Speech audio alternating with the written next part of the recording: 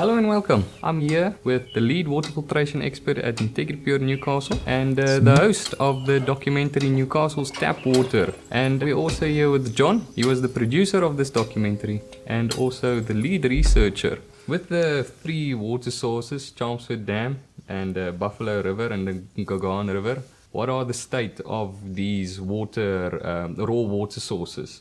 I can probably start off this conversation just by acknowledging with you two and the viewers also that I know it's not Nsingwayo River, it's Nsingwayo Dam, just putting it out there. But it's difficult for me to answer that question. I'd rather be open and honest. We've for the last 9 years working on the water, we focused primarily on the state of the treated water. So we've seen the patterns on how it has fluctuated and deteriorated from the taps inside people's houses. However, from the reports, it seems like the water quality is deteriorating at the source itself. But that also, it fluctuates. It's a rainy season, dry seasons, the slit in the dam sitting at, what they're saying, 30%. Of the dam level. So, and well, still there's a lot of uncertainty about the sources of water because they're saying all the reports and all the people we spoke to said that we're getting water from Nsingwayo Dam, Buffalo River and Gogan River, and that was recently reported by even the people physically working on the water plant day to day. But still, Mr. Nseneka said it's only the dam. But if I were to go past the dam and touch on the rivers, we've heard in the documentary, the Buffalo River is crazy bad. There's not a lot of rivers in such a bad state as that one. And also, Mr. Nseneka confirmed that because in the interview we had, he said that they are in talks of flushing the river. So there are definitely concerns from that river. So the start off point, to answer your question, it seems to be deteriorating, but the plant seems to be keeping up from what we have found. Yeah, well, it makes sense that because groundwater, I mean, it's if with the weather changes and it's constantly changing. I mean, that's what we see in boreholes as well. As the seasons change, the quality of the water changes because you would know. Exactly. There's a plant that we work on in Zululand where they're getting water from a raw water dam, the feed from there. And with the rainy season, the aluminium in that water can go up to 8,000 milligrams per liter. And a few months later, it's totally gone. So that's just something to show how bad the water can, or how much it can fluctuate just by some rain. Yeah, no, that's no easy task, filtering raw water. Yeah. If I may add, I want to mention that one of the things we get told a lot and we get asked about a lot is the sewage running into the raw water sources. But we have asked numerous people to take us and show us where the sewage is running into Newcastle's raw water sources. Yeah, if someone can. And nobody's been able to yet show us that. Yeah. So we would kind of like to know if it's happening. You know, we would love to report on that, and we'd love to make sure that Newcastle's community knows this is happening. But unfortunately, sewage running into the Nkanda River does have an impact on people's drinking water, but not our drinking water. Yeah. So I'm not saying it's a good thing. I'm just saying our documentary was about our water. Yeah, and the Nkanda River doesn't water. Actually influence our tap water. Yeah. So we do care about the other people, but the documentary is Newcastle's tap water. Yeah. Yeah, if anyone can take us to, like I said, Chelmsford Dam, or the Buffalo River, or the Gogan River, where the sewage is leaking into those water sources, please, we would love to see it because that's a serious problem. That's From a filtration point of view, also, or water treatment rather, point of view, I'm not saying it's a good thing if sewage was running into it, but just remember that the chlorine being dosed into the water is specifically for microbial problems. Yeah. So there's 10 kilograms of chlorine being pumped into our water supply. Every hour, 10 kilograms per hour. Where did you get all this information for the documentary? What? I suppose that would be a good question for me to answer because I You are got the most lead. of the information. So a lot of the information actually came from the annual reports of the sort of government entities or municipal entities themselves. So we went hunting for as much information as we could, and we wanted it to be factual. You know, we wanted it to be true. We didn't just want to pull some sensational stuff from some articles or from Facebook posts or people's opinions. We wanted to get as many facts as we could. And so we looked at like the Newcastle Local Municipalities Annual Report, Utugela's Annual Report, the Department of Water and Sanitation's Annual Reports. There were a couple of other documents that we looked at, but ultimately it was sort of those annual reports and reports of that nature that we ultimately got most of our information from. And then obviously we also got some information from Mr. Mtseneka himself, which he presented in an interview that we eventually got with him. And I'd say that's probably the bulk of everything in the documentary comes from one of those two sources. Okay. So yeah, well, where can people, if they want to go check this information for themselves, check if we're not talking nonsense, can they get it? Well, it's probably public information, so yeah.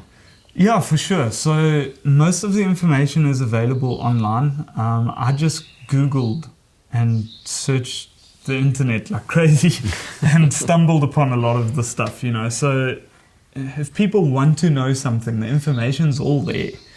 They've just got to go looking for it. But the challenge is that these documents are heavily convoluted. It's like 600 pages of information. And it's necessary because, you know, a municipality is over a lot of services. It's roads, it's electricity, it's water, blah, blah, blah. So you've got this whole document that covers a whole bunch of stuff. And a portion of it is water. Interestingly enough, though, most of those documents, the larger chunk of it is dedicated to water because it's such a fundamental human right to have access to drinking water. And so it's one of the most important functions our government and municipalities have, is to make sure that people live, right? And they can't live without water. So yeah, we just Googled most of it and found it on like the government websites and some other pages here and there where for instance, draft annual reports were hosted, and then I would read the draft annual report and a couple of weeks later find the actual report, and very often the information correlates one to another. So Google is your friend, or get an interview with Mr. Mtseneka. That also works quite well. Oh, is it? Yeah. Okay, sure. That's, Going to override you here with a question. Just for interest's sake, if you had to, so uit die heup uit, how many pages of information would you guess you had to go through? There was a lot of pages of information. So if I had to thumbsuck, I'd say at least 2,000. At least. Small print. Yeah. Because the thing is, I'd say 3 of the reports that I went through that I got a bulk of the information from were at least 600 pages long. sure, and that's just facts. Yeah, it's all And the annual data, reports from the information. municipality or from Utugela or from... So it's all just, this is what's happened in the last year and what they're planning for the next year kind of thing. But those aren't the only documents I read. There were other documents I read that turned out to be useless or didn't provide me much information. So I read thousands upon thousands of pages of information. Sure. Yeah, well, it paid off, I would say. It was a good documentary. The biggest comment we got from people is it's very informative. And I think that's saying the least. Yeah, so at the treatment plant, there were some numbers that weren't adding up. Just take us through. How much water is coming into the treatment plant? Do we know? It depends on who you ask, right?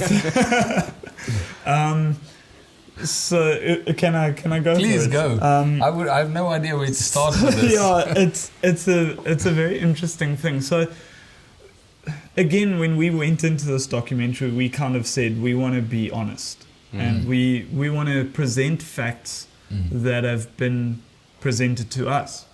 We did not suck things out of our thumb, right? Every single piece of information that we presented, we got from somebody telling us that. And as I said earlier, it's from the annual reports, it's from Mr. Mtsaneka, so it's from people in the industry, in these entities.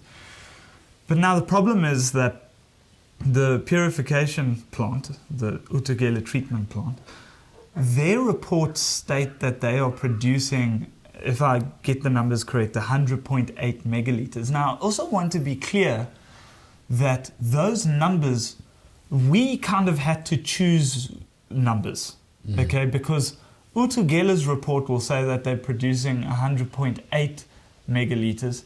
The Newcastle annual report will say they're producing 103 megaliters. I'm just thumb-sucking figures.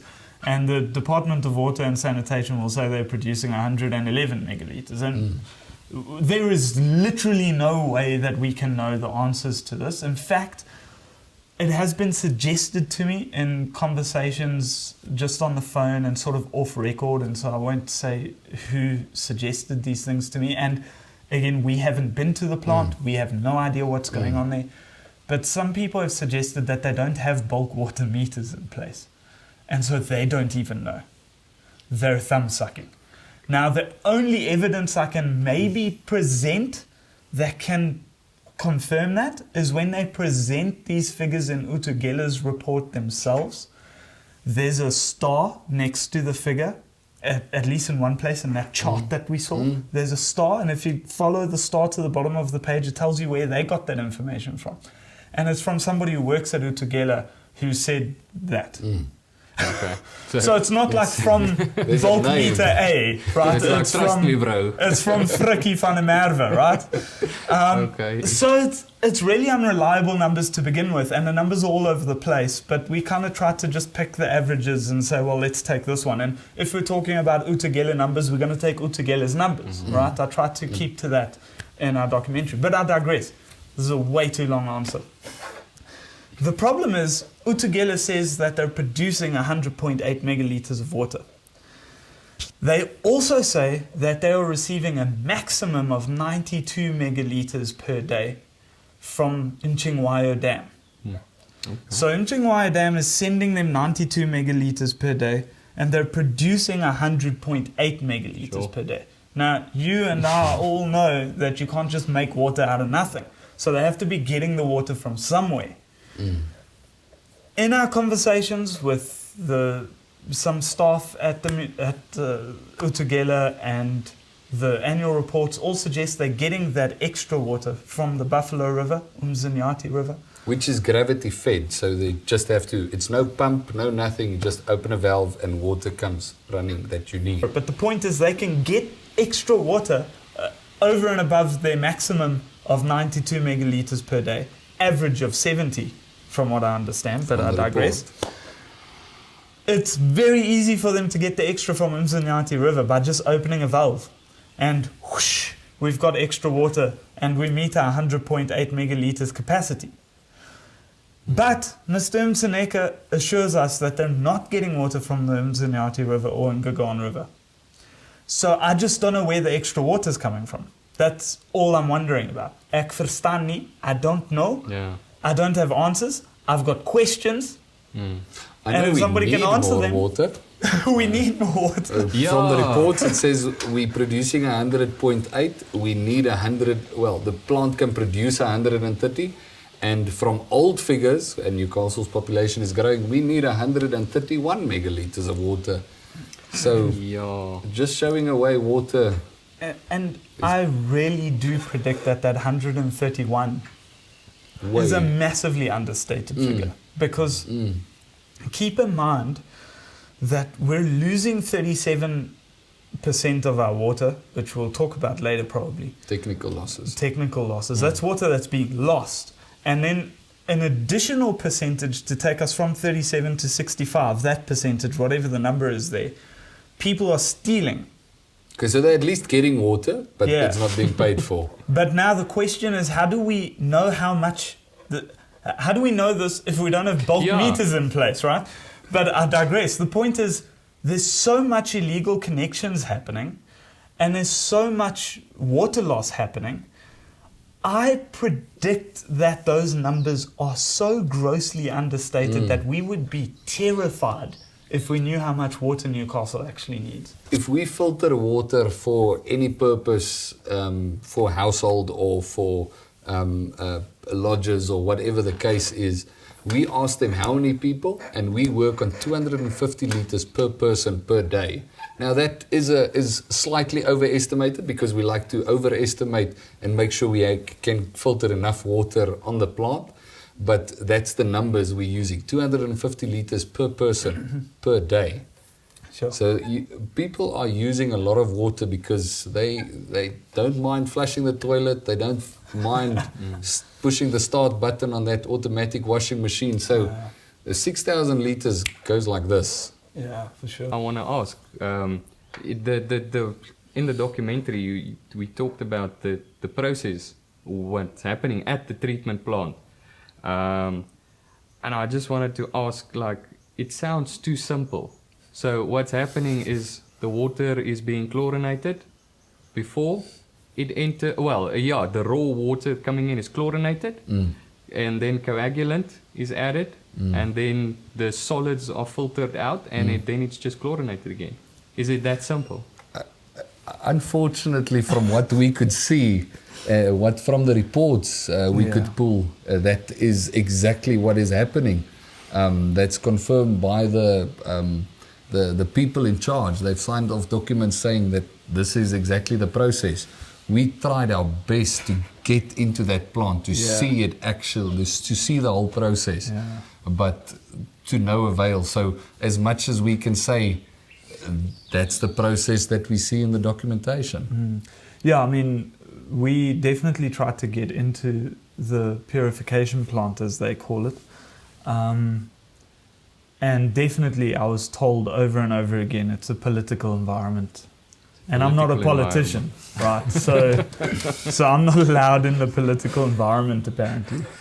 But I will say this, that as far as treating microbial problems goes, now I'm actually overstepping my boundaries here somewhat because I'm just a producer of a documentary. I'm not a water filtration expert. But if I understand correctly, chlorine is an incredibly powerful tool at dealing with microbial problems.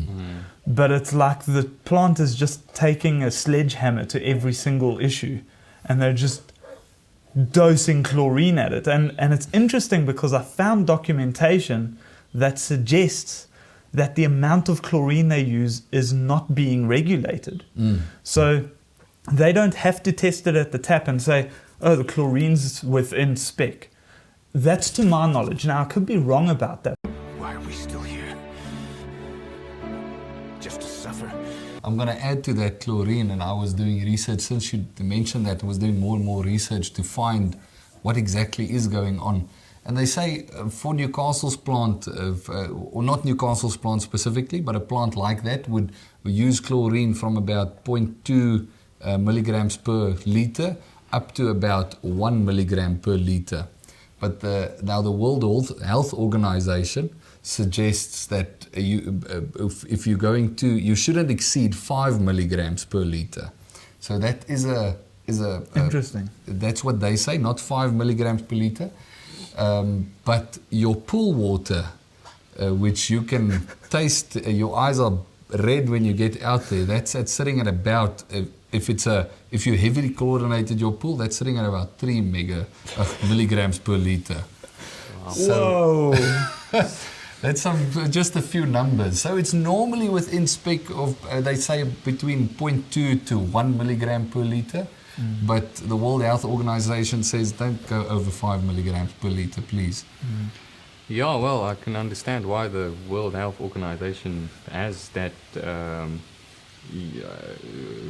limit, because chlorine it can affect your health. I mean, people with asthma, if they get a whiff of chlorine, their lungs just shut. I told John this while we were working on this. Chlorine is a chemical that is used to kill microorganisms. So living things should die if we use chlorine. And we are living things. I'm just saying. But still, there's a lot of research showing that it's safe. However, there's also a lot of research that says, well, just check yourself. Yeah.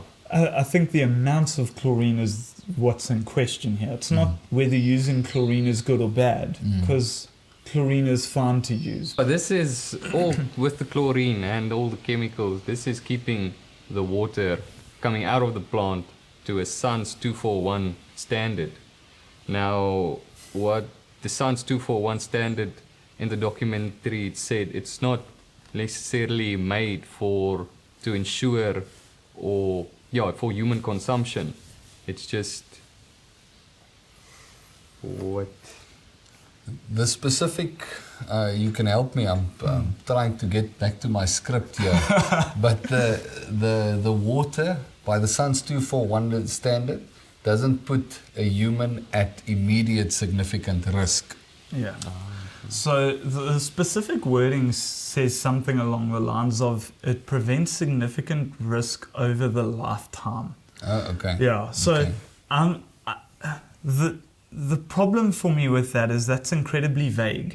What is significant risk, and what does it mean over my lifetime? Does that mean that it can slowly deteriorate my health, and as long as it doesn't kill me before I'm 80? I don't know. I have no idea what that sentence means, but it doesn't give me confidence. Yeah. And that's something that we're all about at IntegriPure, right? Is we're about confidence. We want somebody to take water and put it in their mouth and know for a fact that that water is doing good for their body. And SANS 241 doesn't promise that. In its own definition, it doesn't promise you confidence. It promises you not significant risk over your lifetime.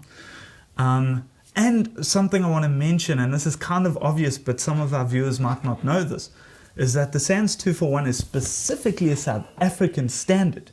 It's our standard that we've put in place.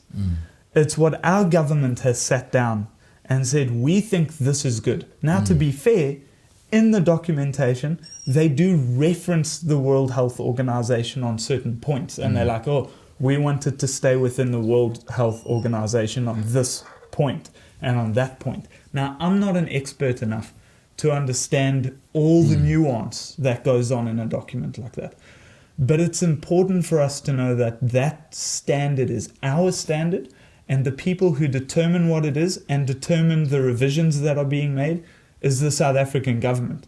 And it was revised in 2015, and I think you told me this information, that one of the things that's changed over the revisions is the NTUs? The TDS. TDS, thank you. That's why you're here. Tell us a bit about that. So I think it was in 2005, the 2002 or 2005 revision. What I could find is it accounted for a TDS reading, that's total dissolved solid, so anything that's soluble inside the water, which is not H2O. It was at 1,200 parts per million.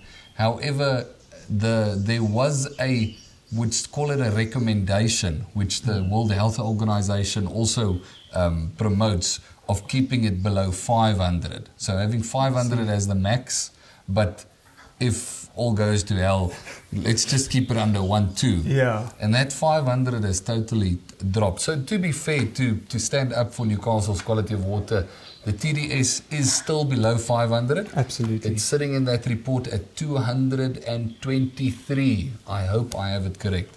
But you'll post that Good and memory. people can call me. Sitting at 223. Good to note also, when we started working on Newcastle's water in about 9 years ago, the TDS was running at about 80 to 90, sometimes 95, because it's something we constantly monitored for that specific filtration that we did back then. It was running to about 95. So coming up from, in 9 years, a while back we did some checks and it was sitting at about 170. Currently it's on that report 223. So it seems like we're going backwards from, I haven't tested all the water, but there seems to be a trend. So what you're saying is it seems like that 1,200 is more a target for Newcastle than a limit. It's like they're trying to see how close they can get. No, I'm just kidding. You're sitting at 220 out of 1,200. This is not good, Yeah, guys. we're not doing well enough anyway. Yeah, but kidding. we did give Newcastle municipality in the documentary a round of applause, because they are the water that we tasted on that day was well within the SANS 241 standard. Which is actually I was impressed by how much. Well, I just wanted to. This reminds me of something. I read the analysis reports from Utukela, where they test the water at the treatment plant, and it wasn't, to say the least, comprehensive. Basically, just saying, yes, the water is okay. Within the SANS 241. So we have no idea by how much or so it's just saying, is it meeting these standards? Yes. Yeah, I actually can't tell you how much that frustrates me. It's such an annoying way of reporting, because basically what they're saying, and I think it's an important thing for Newcastle's community to know this, and South Africa's community to know this, because look, I understand these guys have a massive job, right? They've got an incredible job to do. It's massive. It's bigger than we could ever do. And we're grateful for them. And I think that's part of the heart of what we wanted to try and get across as well in the documentary is we need them to do their job. Yeah. Because if they don't do their job, it makes our job so much more difficult. But what's frustrating for me is the way they report is so skewed, it's so biased to make them look good, and it actually doesn't give us information. So if I understand correctly, the way they basically do it is they say, well, we took 100 samples, and of those 100 samples, X amount of those samples met the standard that's needed, right? So if we took 100 samples and 90 of them fell within the standard, we get a 90%. We have no idea that 10%, we have no idea how bad those 10% were. We don't know how far out of the limits they were. How much E. coli was in them, we don't know. We just know they had some E. coli in them and they didn't pass the standard. Sure. But that's frustrating because you're literally just reporting on what's good. You're literally just saying 87% was good. Okay, but how bad was the other bad? Yeah. Because you're not you're not comparing apples and apples. It's very frustrating as a person who wants to know what's going on with our water, you know. Apologies for trying to one-up you here, not my intention. But we said we don't know how bad that 10% is. But we have no idea how bad that 90 was. The 90%, because it fell within the standard. But looking at those standards, as we said, the TDS can go up to 1,200. So if it was sitting at 190, 1,190, it would get a Thumbs up. 100% thumbs up, basically. So if 100% of the samples sat just within the standard, we'd get 100% compliance with the SANS 241, which again is water that you can drink something we said we want to say is we're going to put this out in the socials at some point, but it's better than dying, you know?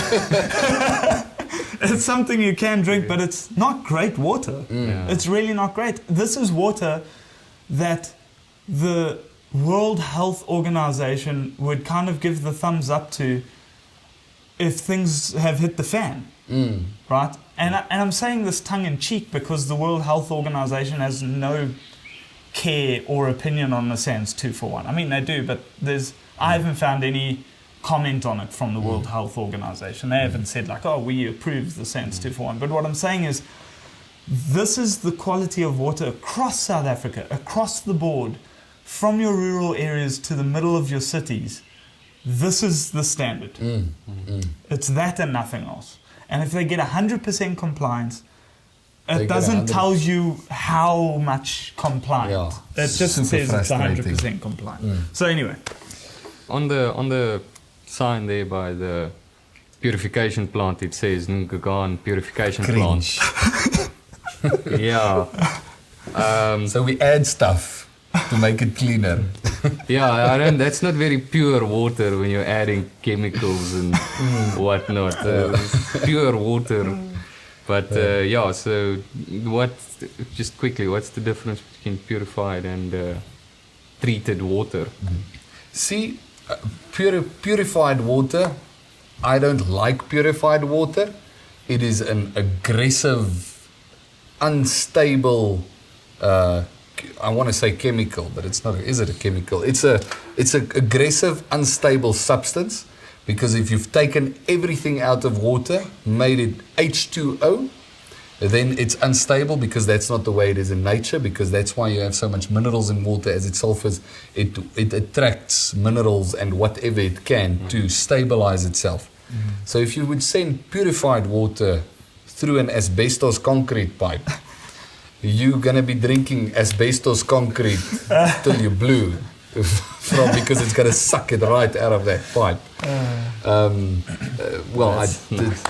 Luckily, they're not sending. Luckily, they're not sending purified water. Through that. Purified water is also it's very susceptible to microbiological issues. So if one speck of pollen can get in that can grow into a massive microbial or bacterial issue.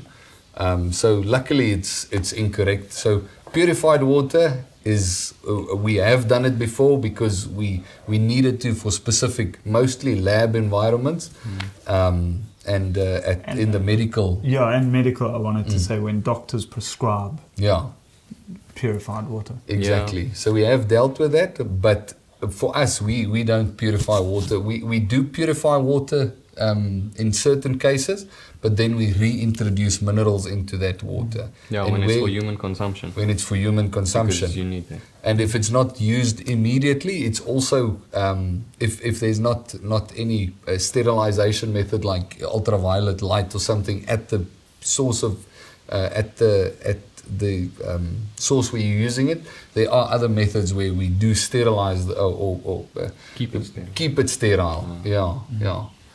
I just want to throw in that you guys taught me this when I first started at Integri Pure. It's the concept of water is thirsty. Yeah. Right? So it's Yeah. the whole idea of pure H2O wants to saturate itself. And this is science. I've since read up a lot about osmosis. Some of our viewers might know of the reverse osmosis water, but reverse osmosis is exploiting the natural phenomenon of osmosis, which is the process of pure water attracting minerals and stuff to itself, to saturate itself, to become a somewhat Stable. isotonic, Okay. they call it an isotonic fluid.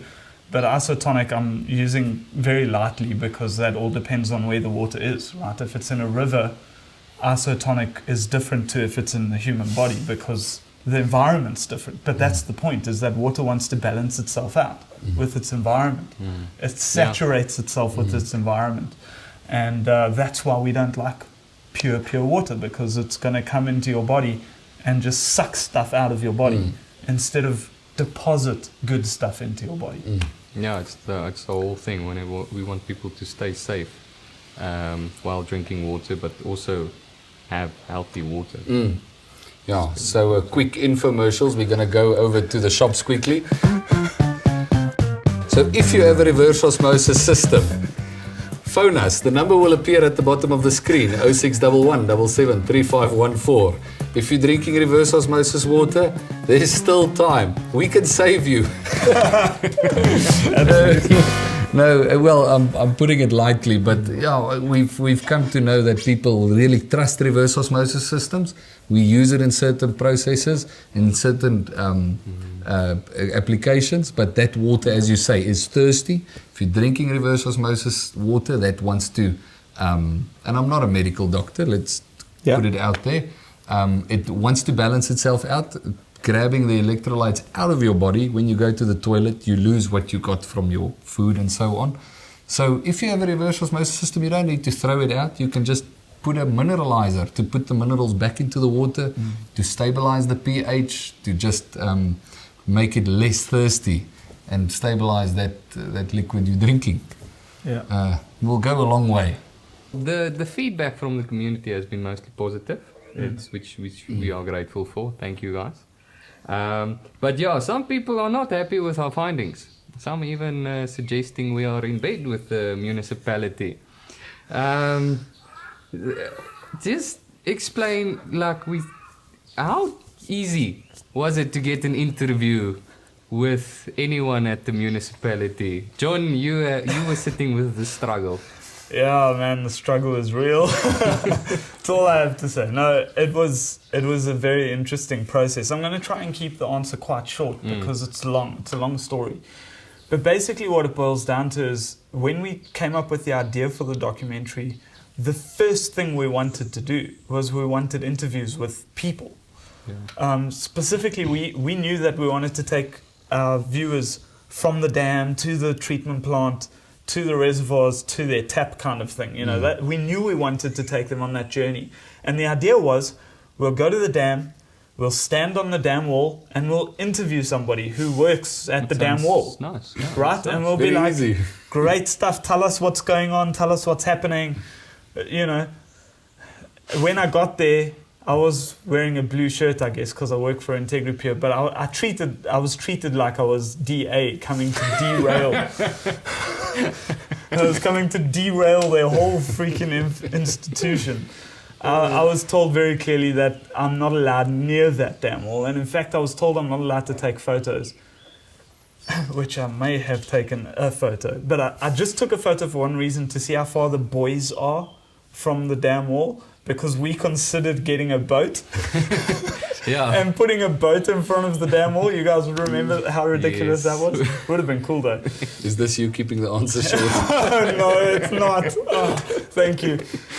Anyway, so we wanted to interview somebody at the dam wall, interview somebody at the purification plant as we walk through and we see what's going on, and they tell us. Yeah. You know, this is what we're doing here, that's what we're doing there. Because we wanted to inform the community. But we were treated like we were coming in with a political agenda to overthrow them or something. I'm not too sure, because we were told over and over, this is a political environment, you have no place here. Please. I thought the dam was public Well, area. it's under the DWS, that area, so fair enough. Which serves the public. And so after lots and lots of trying, and I went to the municipal offices and I asked everybody there, who do I speak to? How do I get an interview? From the water department there, that they've got a couple of people with telephones. I spoke to all of them.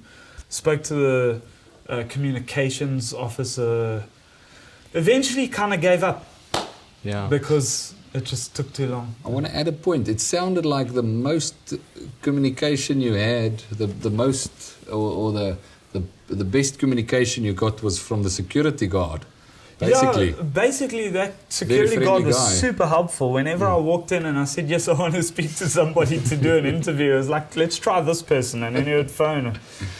try and help us out. He was cool. super helpful. But none of the other people ever got back to us or ever responded. Well, this was during the by-election, or it was some sort Yeah, of, so it something was shortly happening. after the country's elections, Oh, yes. and then there's I think what they call the by-elections in the local municipalities, Stupid for and that was trying happening. to I mean, that organize. was a timing issue, I suppose. You know, sucks to Yeah. be us. Yeah. But yeah, so we really struggled, and eventually what happened was I got the municipal manager's email address via some amazing miracle. Although since then I've Googled it and you can just find it on Google. But I digress.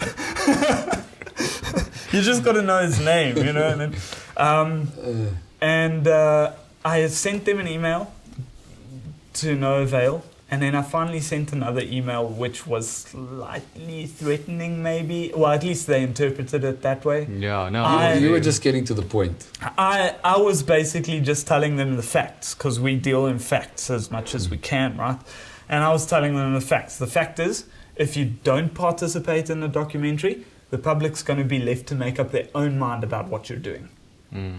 If you do partake, you get to add a voice to our documentary and in some way determine the public relation of your entity. And I think that kind of put a little bit of fire under their bum and a bit of God's grace, you know, that got us there. And we're grateful for that. There are much more influential people that have been struggling for years to get interview, and we got, it baffles me how we got. Man, I don't know. And yes, far more influential people, and we won't mention any names or anything like that, but we do know that Mr. Mseneka is a well sought after human being for a good reason, because I mean the guy pretty much runs the town, you know. He makes all 500,000 these I was so decisions. happy that we got an interview with the municipal manager. They wanted to set up a meeting with the MEC. Luckily, I wouldn't know, but he's, to my knowledge, the guy managing this whole municipality. Mr. Mseneka, not the MEC. Mr. Mseneka, The MEC just knows how to, and with all due respect, I understand the MEC knows how to entertain the public in a positive way. Yeah. The municipal manager has the facts, he knows what's on the ground. Well, not specifically, we knew quite a lot of facts in that interview. for sure. Yeah, well, But he's the guy who has to manage all of this. Yeah. The MEC is just somebody who has to keep the people at bay. Or not at bay. Keep the people at bay. Sorry, English is not my first language. So I do apologize. And it's not the MEC. The MEC is in. We got it's help the other day. PEC or PEC. P something. The- PD. The public relations person. Yeah, PRP? I'm not too sure, man. We're not politicians. We didn't want to speak to somebody who was just going to tell us what we wanted to hear. Yeah. We wanted facts. So, Diddy, you're going to drag the long version out of me. No, I'm just kidding. But yeah, definitely when we first got the interview, when we got a confirmation, you guys have an interview, it was with the mayor. And we were a little bit disappointed at that, because when I got the phone call that we have the interview, the guy who phoned me, super nice guy as well, very, very nice guy. He showed a little bit of concern for the technical nature of some of our information. It's like, you know, the mayor's not going to be able to talk about the technical stuff. And I'm like, well, yes, but also he's got the information now. He's just got to confirm for us whether it's accurate or not. I've provided you the information. And every time I spoke on the phone with him, he's like, yeah, but we're a bit concerned about the technical. And we were also concerned, but we didn't want to push too hard, because we got an take what we interview can with get. the mayor. I mean, we'll take it, you know. And then we were sitting in the waiting room to have the interview with the mayor, and then he had other more important meetings to get to, rather than meeting with two oaks from a water shop in town. And we were sitting there. There was a door between us. We could hear him talking about probably important things. But And then, long story short, a couple of shifts happened, and we got the meeting with Mr. Mseneka at the same time. So it just happened that they managed to get him at that time, Sure. and he was willing to do the interview with us at that exact time. He was not happy that he had to be the guy to sit and do the interview. Yeah. And I say that with respect to him. Both Carl and I found him to be a very pleasant guy and Yeah, no, quite absolutely. knowledgeable. You Yeah. know, like we say, he answered the questions with great skill Yes, and yeah. with good knowledge. And he did have the information prior, but he didn't Yeah, he plan didn't to do the prepare. interview. Yeah, It for wasn't the his to interview. do. It was the mayor's to do. And so he didn't particularly go out of his way to prepare, but he did really well. We found it to be very pleasant. And he treated us with respect, even though he was unhappy. He was unhappy at his staff and at the people who dragged him in there. He wasn't unhappy with us, and we were very grateful for him. So. No, I'm also grateful we got to speak with him. So the only thing keeping people safe when the water leaves the purification plant, again, is chlorine. And is it enough? If it's better than dying, I'm going to answer that again. It's better than dying. I would imagine it's good enough if everything works out well. Yeah. If there isn't a crack in the pipe, I would say, where something can get through. If there isn't an opening, if they're not, so it's gonna. So, look, I'm not a water filtration expert. And the reality is that none of us are experts on the reticulation infrastructure. We possibly know a little bit more than the average person, but we're not experts on that. But something I can't stop thinking about, ever since researching for the documentary and putting it together, I can't stop thinking about how vast this network of infrastructure is. How many thousands of pipes are interconnected with one another, and how the plant is so far away from my house, and how this water is just literally being sent with one thing in it, and that's chlorine. And it's just, it's like, what did I say when we used to play computer games and you use a machine gun and you just shoot all over the place? People used to say you spray and pray. Yeah. Right? But it's like they kind of spray and pray.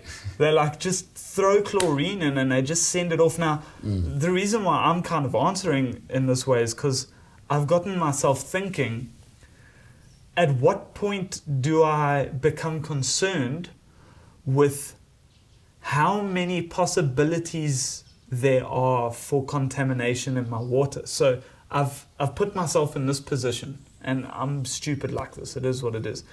If I come to IntegraPure, I buy 1 5-liter water. I know it's clean and healthy water. And I buy another empty bottle. In that empty bottle, I go to where there's sewage bubbling out.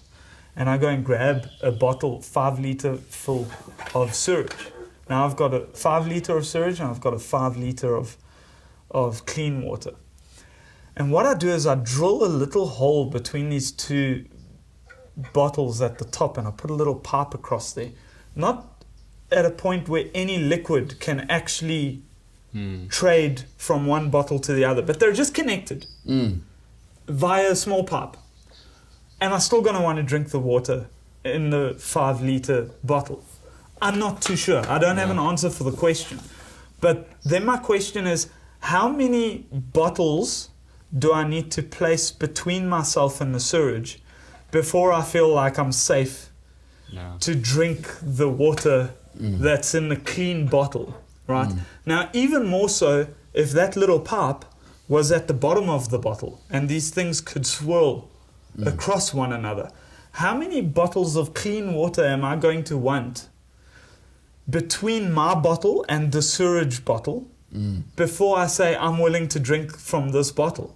Right? It seems like a stupid argument, because it's like, at no point am I going to feel comfortable with this, because my water is connected to that water and I know how water works. It's thirsty. It saturates, right? It attracts the stuff to itself. And all I'm saying is there's this vast ass network all over town. And if there's a break at one place, that is where contamination enters in. at that breakage point. Now I know it's not as simple as just a couple of 5-liter bottles. I get it. But the point is, I never know where that breakage is happening, when it's happening, and how much it can possibly impact the quality of my water at my tap. And as much as I say I don't know that, people might think, oh, okay, but you don't know that and you're just a dude. Utugela doesn't know that neither. Neither does the municipality. They don't know where the next break's going to happen. They don't know how big the break's going to be, how much sewage is around that break. And Newcastle's sewage problem is a whole nother problem. And all I'm saying is that when they throw that chlorine in that side, they can't accommodate for what's going on in that infrastructure. Spray and pray. Spray and pray. And all I'm saying is that doesn't give me confidence. And I want confidence. I can add to that and say, from a filtration point of view, I hope I get to answer the question. I have some long thing in my head here. From a filtration point of view, if we filter water for a household, we have let's say a standalone lodge or a farmhouse or whatever, and they're getting water, we analyze the water and we treat that water. But always, I say, okay, we treat the water coming into the house to one extent, because we want the water to be usable in your washing machine, your toilet and whatever and so forth. Because and people sometimes say, no, I just want to be able to drink from any tap. I say, I can probably do that, but it's going to cost you, firstly, either a hell of a lot of money, or I'm just going to be able to give you, let's call it Sans 241 quality water. I can get it in spec for you. And that's probably also going to cost a lot of money, but treating so much water is extremely difficult. So I always say, filter all the water to usable quality, but the water going into your body, it has to be of a different nature. It has to be of a different standard. So with a house, I say, okay, this farmhouse, we putting in this filtration plant outside, getting the water usable for the washing machine, toilet. It's not going to form scale on your geyser element and so forth and so on. But in your kitchen, we put a dedicated system filtering only the drinking water for your cooking, for your drinking, because filtering water up to that quality on the smaller quantities is much easier, much cheaper. And because you don't want to flush your toilet and drinking water goes down there, it's stupid, even if you're paying for it. So in the same case here, and I'm probably going over to selling here, but nonetheless, all the water, they're treating it to usable quality. But if you have a filter specifically for drinking, you know that the water going into your body. And some people also say that, okay, the water that I shower in, I'm like, Sans 241, you can shower in that water. I don't see a problem with that. Even though it's going up your nose or where, I don't know if you shower upside down. But something for your drinking water, it has to be different, it has to be elevated. And that's, we touched on this slightly in the documentary because we didn't want to sell there. We wanted people to be informed and make informed decisions regarding their, just be awake on the matter. But the whole system, you asked, is that enough, just chlorinating the water? And my answer is, to shower in, yes. And if you're very thirsty and you haven't gotten to the water shop to fill up your 25-liter container, it's better than dying. And it's even better than being extremely, extremely thirsty. Because you haven't gotten to the shop yet to buy your 25-liter or to refill or whatever. But so, yes, it's enough, but no, it's not enough. Yeah, if I may take this opportunity to mention, we actually in the documentary ask the question, and it's in all the marketing, should you drink it? And making a documentary is, again, not something we are very well accustomed to doing. It's not what we do for a living, right? More what I do for a living than you guys, but I digress. I've never done it before. And we were back and forth with the title of this documentary, and we eventually settled on Newcastle's tap water, should you drink it? And that's the question we invariably asked at the beginning of the documentary, and it's baked into the documentary forever. There's even a title screen where I put that, as Carl says, should you drink it? It pops up on screen in black and white and blue writing. But at the end of the documentary, for our discerning viewers, you might have noticed that the question that Carl asked, or the question he answered, is actually, can you drink it? And with the question of can you drink Newcastle's tap water? And we're very glad that that's the case, because for us there's a fundamental difference between those two questions of should you drink it and can you drink it. And we do believe, and we stand by the answer to our question in our documentary of can you drink it? We absolutely believe you can. But should you drink it? If you have any chance or any opportunity to not, rather take that opportunity. And it's exactly because of all of this that Carl's talking about. And that's why we're also grateful for the municipality, because they are giving people bare minimum human right quality water so that they can drink it. Because everybody needs to be able to put some water in their mouth and drink so they don't die. And we want people to know that you can. But whether you should or not is a bit of a different question. And honestly, we didn't answer that in the documentary. And there's a part of the reason why, is Carl mentioned it already, we didn't want to sell in the documentary. We didn't want to say, come buy our filters. Our filters are going to solve all your problems. And if we were to answer the question, should you drink it? We would have had to tell people. We would have had to say you can, but you shouldn't. What you should do is you should rather buy a filter. And we didn't want to go that route. And so that's kind of a really cool little nuance in the documentary for us. We're very grateful for that nuance. We realize a lot of people probably didn't notice that, and in fact a lot of people we know didn't notice that because of their response to the documentary. They're like, oh, so I should drink the water. And it's like, backtrack a few minutes earlier in the documentary and listen to Carl.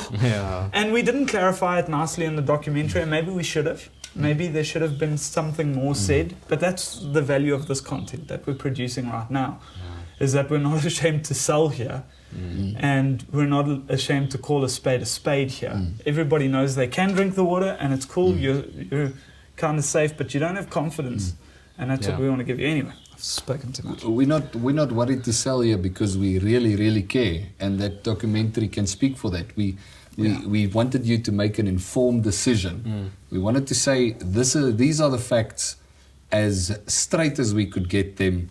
So with that information, make yourself a decision and say, should I, can I, would I, do I want something better? No, one of our values is definitely to educate people. We want to make everyone an expert. But it's a bit dumb sometimes, but it's cool. No, it does feel a bit dumb. While we were making this documentary, I couldn't help but feel like, are we being stupid? Why are we spending so much money, putting so much effort, using so much resources to make this documentary? But we have to, because we want to educate people. That's a big thing for us, because then they can make informed decisions. And if they want to buy, they should buy. If it's from us, I would say that I feel confident that we can definitely sort out any problems. But if you don't like us for whatever reason, go somewhere else. Just get your water sorted. That's all I want to say. We want people educated, so if you want to donate to the cause, phone the number at the bottom of the screen. No, you don't need to. Wow. It sounds like a tracker is flying. But no, you don't need to donate to the cause. If you want more stuff like this, if you buy from us, we'll probably have more money to be able to do this. Yeah. So you'll Yeah. get something for your donation. Yeah, we didn't get money from the municipality for this PR stunt that man. we ran. But we are definitely self-funded. We used our own money. Yep. 100%. Yeah, we are a small company. I can't believe we did it. I still think we're stupid for making this documentary. I want to quickly say something about the documentary, and it might be valuable, it might not be, but I said this to somebody else the other day. I said in a sense our documentary is kind of like a sandwich. We open with the question, should you drink the water? And at the end we answer the question, can you drink the water? And a lot of people came for that question. Rightfully so. That's part of why we asked the question, right? Is because people wouldn't have watched the documentary if we just said Newcastle's tap water. Some People would have information been like, by integrity. yeah, people would have been like, and then? But that question is actually the two slices of bread. And everything that happens between that question and that documentary is your ham and your cheese and your tomato, which is why you buy a sandwich in the first place. Yeah. And so my encouragement is if you watch the documentary and all you took from it is that you can drink the drinking water, go and watch it again. And forget that we ask that question and answer the question at the end. Listen to the information, because that's the ham and the cheese and the tomato, and that's the good stuff. And once you've got that good stuff, then make up your own mind. Because there is so much information in there for you to make up your own mind. Yeah. There's Yeah. people have the question sometimes, well, not have the question, have the comment rather, of saying Newcastle's tap water hasn't killed me yet. And I'm just like, it's in your comment yet. I'm not saying it is going to, but Coke also, now I'm going after a big company. Sure. Coke also hasn't killed you yet. Nothing's killed you yet. I mean, an atomic Yeah. bomb hasn't killed you yet. The fact that you're making this comment means nothing has killed you yet by definition. But I want to assure you that the SANS 241 only aims to not kill you for the duration of your life. If it makes you a little bit ill, it doesn't mind. Anyway, that's a joke. Yeah. The whole mass treatment of water, we discovered that there is a flaw in this whole process. And we basically answered that the ham and cheese and what the middle part of the documentary, Yeah. we explain and give you all the information, gives you why there's a design flaw in this whole process. And that is why it needs to be rethought. Yeah. Give a short answer here, John. Firstly, it's just amazing to me how many people didn't take that as the takeaway, right? Because Carl even walks right up to the camera and says there's a design flaw, people. Still, I believe there's a fundamental design flaw in global water supply.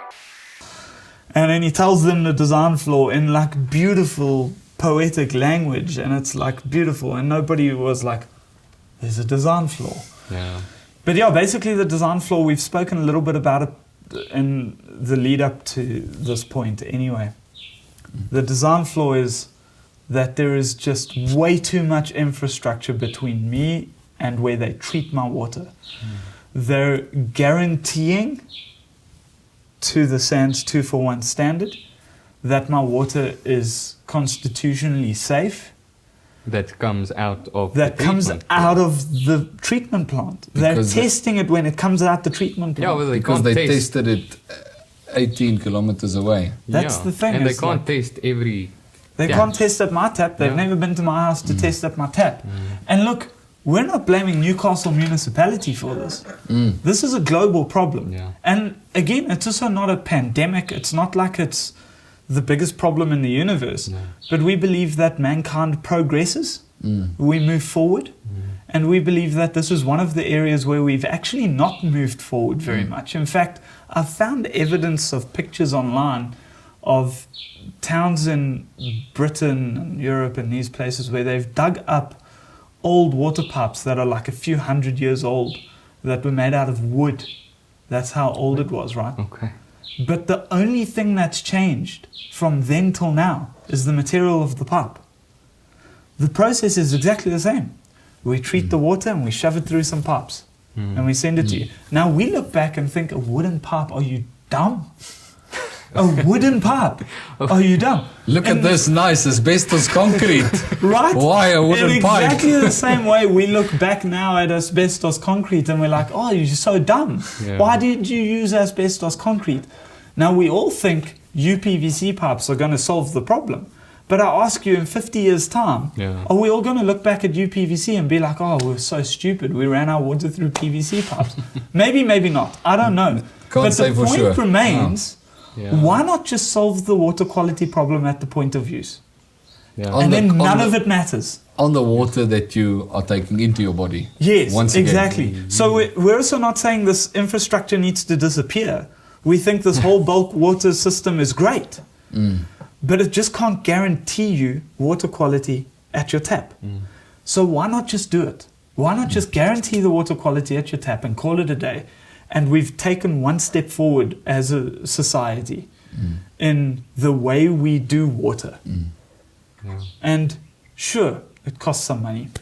And sure, we're going to make some money if you buy a filter, right?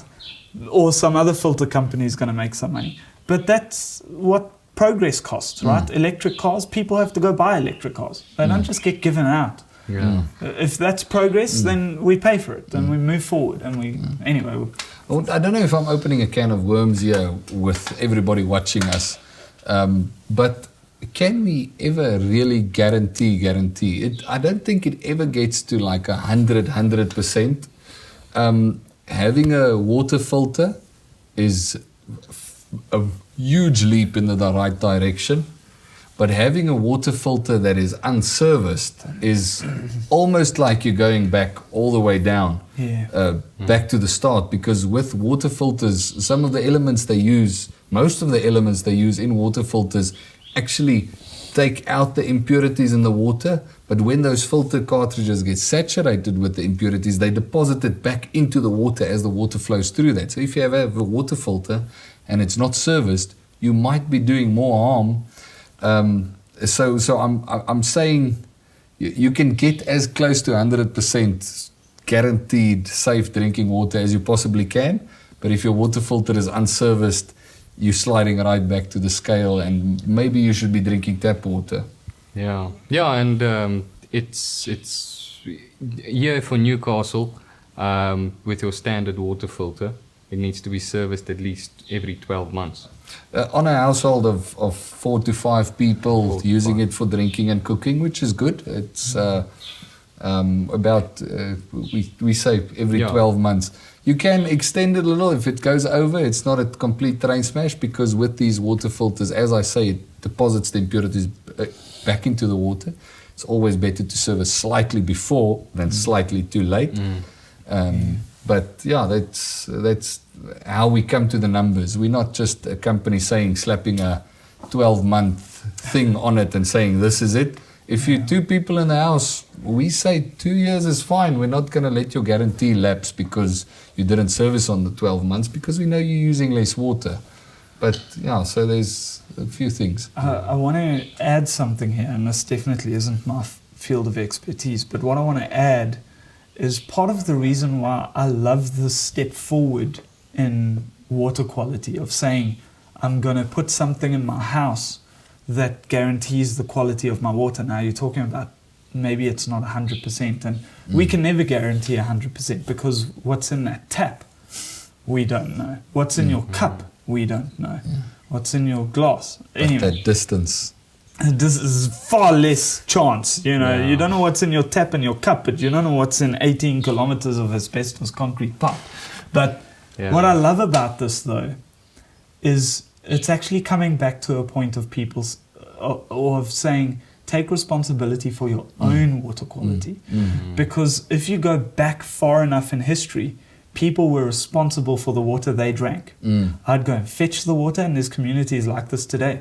You go and fetch the water, and you do what you need to do to make sure that water's safe for you and your family. But in came the Industrial Revolution or something. I don't know what happened. And suddenly we said, it's okay, there's some other guys we don't know that are getting paid to do a job, and they're going to do it 18 k's away from us, and they're going to send it to us, and I'm just not going to care about it. And that apathy, that feeling of like, I'm not going to take responsibility of it, I think is part of the problem. And one of the things I love about this next step of saying, by adding a filter into your house or buying filtered water or something, you're taking that into your own hands once again. You're taking your family's health into your own hands. And I love that. And you're making informed decisions, because when you're buying a filter, you're asking, what is it filtering out, or what can be a problem, and how often do I have to service it? You're asking these questions. So you are making an informed decision as you can possibly do, because you do care about you and your family. So Yeah. What if the municipality, the water coming out of our taps, did not meet SANS 241? What then?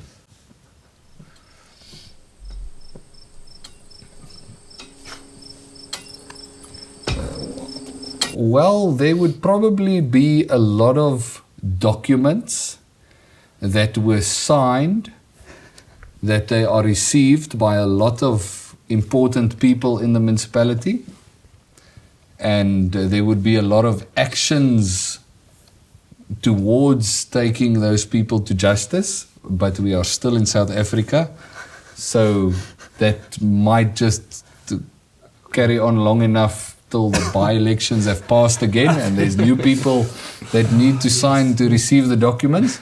So if it didn't meet the standard, well, it would probably just not meet the standard. And if it's not only for Newcastle, if enough people didn't, or enough municipalities didn't meet the standard, they would probably just put the standard up or bring the limits up so they can fall in. That happened with the matric pass rate, it seems. If we can't meet it, just lower it. Lower the quality. But I think you definitely have a point regarding, if it didn't meet the standard, then not much would happen. But effectively, what that would mean is that at this point in time, currently, they would be violating people's human rights. Because I actually can't remember 100% in which way this works. Is it the SANS 241 that says this, or does human rights say this? But those two things are linked to one another. The SANS 241 is what's provided as human right water. I don't know if that's stipulated in the SANS 241 itself, like this will be the quality for human rights, or if it's stipulated in the human rights that SANS 241 will be the standard. But the point is they'll be violating people's human rights, which sucks quite badly. But would anything actually happen about that? Well, I do have some information from a lawyer who phoned me. Very nice guy. He basically said the following to me. Basically said, if there's sewage running into the raw water source, the case is cut and dried against the municipality. It'll go to court and the municipality will lose and they'll be taken to task. I don't know what that means, but it means But something. he has done it before, and Yeah, and he's had success. However, if the problem is water quality at the tap, he says it's a far more difficult and complicated battle. He says the only time they've had success fighting that battle is when there's been business people or businesses behind them who could spend millions of rands on effectively doing the municipality's job for them and bringing the water up to standard and then claiming that money back from the municipality as their claim. And he says it's, if I understand correctly, which I could not be. This I was the telephone on the call. computer, yeah. But if I understand correctly, that's the problem, is that fighting that fight is, he says it's incredibly difficult. Yeah, well, that brings me to my thought is we would have a much bigger task on our hands. 100%. we I would have a don't much think bigger task, and it would cost you more money, because we've designed systems specifically for Newcastle's quality of water to give you healthy water from that. We do use those filters in some other applications, but where it does fit. But because we designed the filter specifically for Newcastle's quality of water for drinking purposes in people's houses, we wanted to reduce the wastage of the water because some filters waste a hell of a lot of water. We wanted to reduce the cost. We wanted to reduce the space that it takes up in the cupboard. So it would probably cost more, it would probably waste more, and it would probably take more space. Yeah. And it would cost you more money because more stuff costs more money and better stuff costs more money. So it would cost you more money and we would have to ask more money for better filters if it was not within the SANS 241 or rather the standard of the quality of water that it is at now. Yeah. We are constantly monitoring the water, following the trends and making changes to these filter systems to accommodate, but it's minute changes that really take place. So that would probably change to more space, more wastage, more money if it wasn't, if the quality wasn't met or regulated. I think we'd probably, if our municipality consistently was producing water that was making people sick, I think we're brave enough that we would take on water distribution in our town and we'd be like, how are we going to distribute water? Stupid enough. Yeah. Yes. Well, probably to some extent. We do at the water shop try and make very, very healthy water as convenient and cheap as possible for people so they can have this access with us still actually being able to eat bread at the end of the month. So we are in that nature, and I'm blowing my own horn here, so I do apologize if it comes too strongly, but we'd probably go more in that direction of, because I set it on a mountaintop holding a selfie camera showing Newcastle in the background about 8 years ago and put it on social media, and I'll say it again today. We really, really, really care about people, and Newcastle is our home, and we care about the people in our home.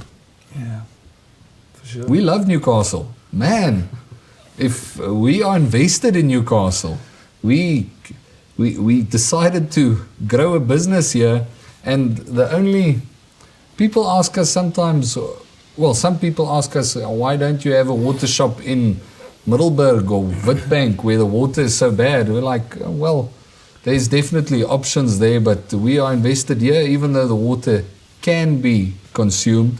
We are invested here because we believe there's a better yes, and we believe people should have healthy water, and this is our home where we take that hopefully to the rest of South Africa one day. Maybe hopefully my kids take over the family business. I can't do it my own. Has to carry on somewhere. But we invested here and we love this place, and we are grateful for what the municipality is doing and getting to us. We know there's been a lot of challenges down the line. There's been mistake after mistake after mistake, but there's been wins in between. We shouldn't forget that, and that's why we still have a very, very decent. If you're just moaning about Newcastle, take a road trip among South Africa. Take a road trip. It's we love this place. I just have one more question, but it's not pertaining to healthy water. Is there anything you guys want to add? I know John can kill some time while I think. Yeah, well, I think what's important to me about like the documentary, this is primarily about the documentary, and I think what's important to me is that people must really know and understand, and I know the work speaks for itself to some extent, right? I can say whatever I want on this video. Firstly, the amount of people who saw the documentary and the amount of people who see these videos is vastly different, right? So the documentary is going to stand for itself and it's going to speak for itself. But what I want people to know is that we really honestly took every single effort to be as honest and factual as we can and to sell ourselves as little as possible. We are aware that we did add a little bit of our company in there. We thought it would be really, it would be more disingenuous to try and leave our company totally out of it. Because we wanted people to know that it is a business making a documentary, but we want people to be able to trust that documentary. And so we try to find the balance of saying we own the fact that we're a company and we're making a documentary, but we're not going to try and sell to you. And people find it the most absurd and bizarre thing that a water filtration company will end their documentary by saying you can drink the water that comes out of your tap without our filter in place. But we take some pride in that because that's part of, we want you to be able to trust this. And part of the way that we do that is we took a water test at the beginning, and the results of that test determined to a large extent, as well as our experience in Newcastle, determined our answer to that question. And we wanted to be as honest and forthcoming as we possibly can. And people can trust the information in that documentary as far as we can trust those annual reports, right? And as far as we can trust Mr. Mtsaneka. And but they can trust the intent behind the documentary. Yes, we're a business, but we absolutely did not just make this documentary with one goal in mind, to sell our company. We made the documentary because we love Newcastle and we want people to know what's going on with their water. And yeah, obviously the knock-on effects like these videos and stuff, we're going to sit here and we're going to say, yes, we believe you should put a filter in your kitchen, but we want that documentary to be able to stand on its own and be its own value to the Newcastle community. And that's why we're so clear about we want everyone in Newcastle to see it, because we think it can stand on its own without punting our agenda. One more thing, Jono. Please, can you tell the people, we had comments that this is carte blanche level documentary, visually informative. I just want to ask, what equipment did you use to make this documentary? Entrapment. That's great. So yeah, basically an iPhone SE. Is it like the second generation or the third? I'm not too sure. It's on a stand over there. He said old iPhone wrong. Yeah, it's like 2021 or 2022's SE model. And then I've got an iPhone 7 that I use for some shots. And then I've got a MacBook over there that's currently on the camera angle. And that's basically about it. And these very cool microphones that we got off Take a Lot. I'm so grateful for these A microphones. shout out to Boya. Yeah, like, man, we definitely didn't spend like film studio grade budgets on these microphones, but phenomenal quality microphones. I love them to pieces.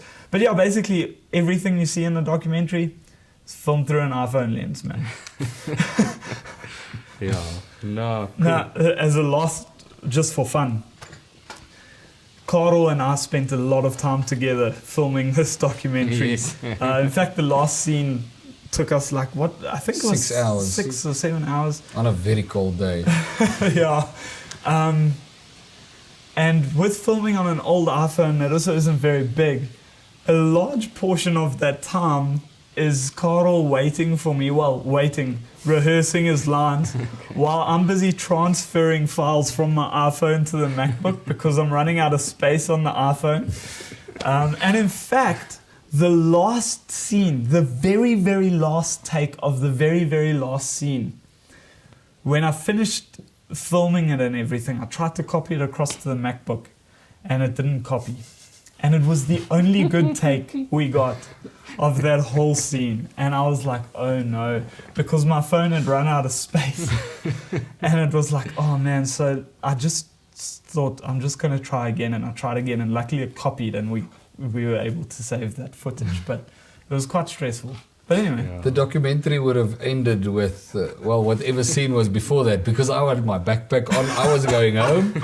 It was the day just before the snow. Yeah. I was just like, I'm going home. No more. Yeah. No, we were done. We were both done at the end of that. But yeah, that's it. Cool. No, cool. No, this is amazing. Yes, I'm blown away. But yeah, this is the end. I'm David, fellow director at IntegriPure Newcastle. Carl, as you know, the host and lead water filtration expert. And John, producer, director, cameraman, everything. And that's us.